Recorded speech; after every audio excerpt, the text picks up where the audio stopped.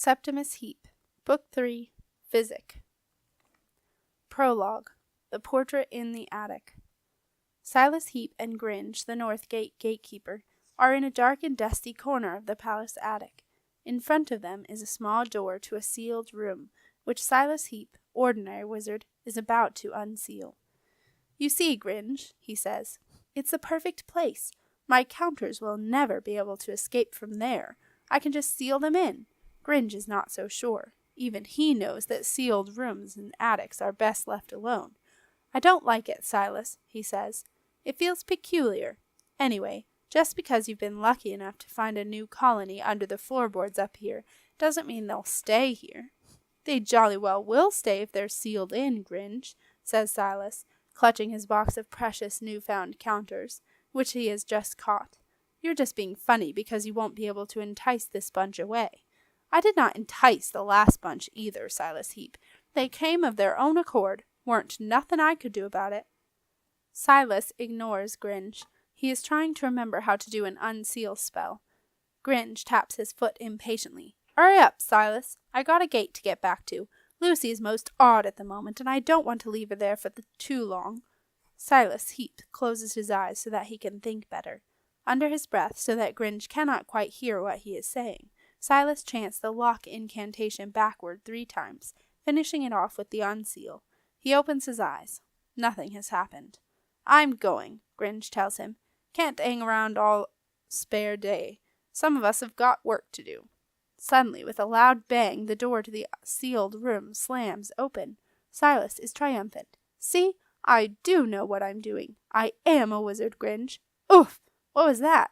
An icy gust of stale air rushes past Silas and Gringe, dragging their breath right up from their lungs and causing them both to subside into fits of coughing.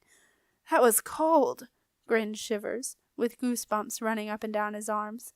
Silas does not reply. He is already in the unsealed room, deciding on the best place to keep his counter colony. Curiosity gets the better of Gringe, and he tentatively enters the room. It is tiny, little more than a cupboard. Apart from the light of Silas's candle, the room is dark, for the only window that it once had has been bricked up. It is nothing more than an empty space, with dusty floorboards and bare, cracked plaster walls. But it is not, as Gringe suddenly notices, entirely empty. In the dim shadows on the far side of the little room, a large life-size oil painting of a queen is propped up against the wall. Silas looks at the portrait. It is a skillful painting of a castle queen from times long past. He can tell that it is old because she is wearing the true crown, the one that was lost many centuries ago. The queen has a sharp, pointy nose, and wears her hair coiled around her ears like a pair of earmuffs. Clinging to her skirts is an eye, a horrible little creature with a ratty face, sharp claws, and a long snake's tail.